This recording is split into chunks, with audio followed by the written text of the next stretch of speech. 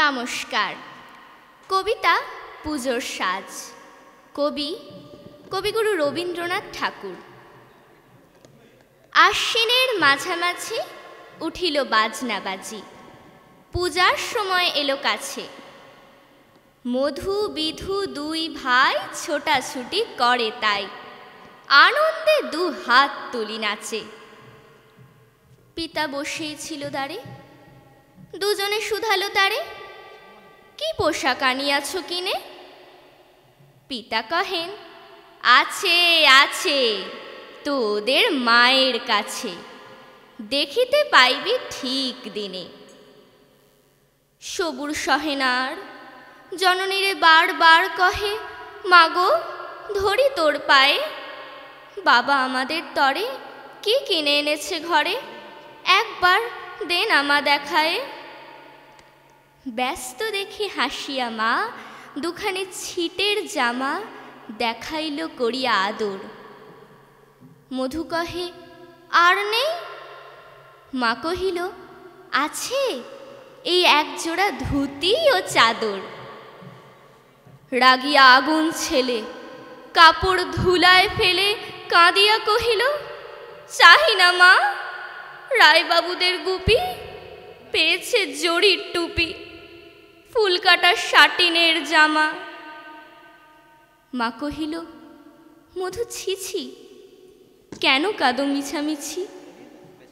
গরিব যে তোমাদের বাপ, এবার হয়নি ধান, কত গেছে লোকসান, পেয়েছেন কত দুঃখ তাপ।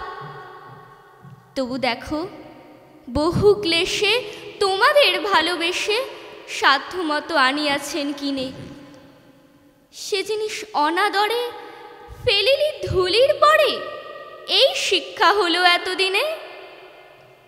বিধু কহে, এ কাপড় পছন্দ হয়েছে মোর, এই জামাই পরাস আমারে। মধু শুনি আরও রেগে ঘর ছেড়ে দ্রুত বেগে গেল রায়বাবুদের দ্বারে। সেথা মেলা লোক জড়ো, রায়বাবু ব্যস্ত বড়, দালান সাজাতে গেছে রাত।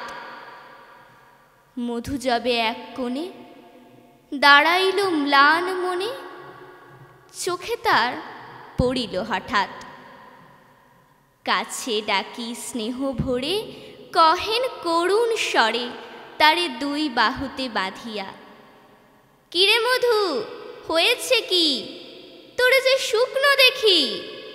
শুনি মধু উঠিল কাঁদিয়া, বাবা আমার তরে আনিয়াছে ঘরে শুধু এক ছিটের কাপড়।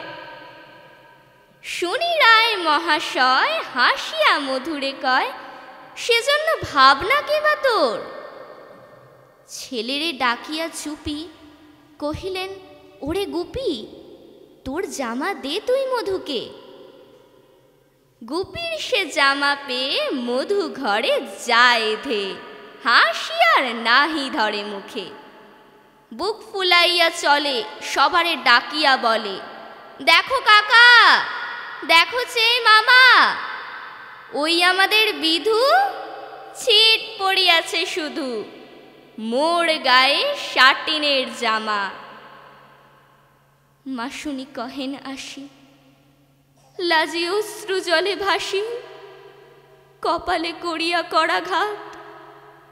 হই দুঃখী হই দিন, কাহারও রাখি না ঋণ, কারো কাছে পাতি নাই হাত। তুমি আমাদেরই ছেলে, ভিক্ষা লয়ে অবহেলে অহংকার করো ধে ধে। ছেঁড়া ধুতি আপনার ঢের বেশি দাম তার, ভিক্ষা করা শাটিনের চেয়ে। আয় বিধু আয় বুকে, চুমু খাই চাঁদ মুখে, তোর সাজ সবচেয়ে ভালো। গরিব ছেলের দেহে গরিব বাপের স্নেহে ছিটের জামাটি করে আলো। নমস্কার। ধন্যবাদ।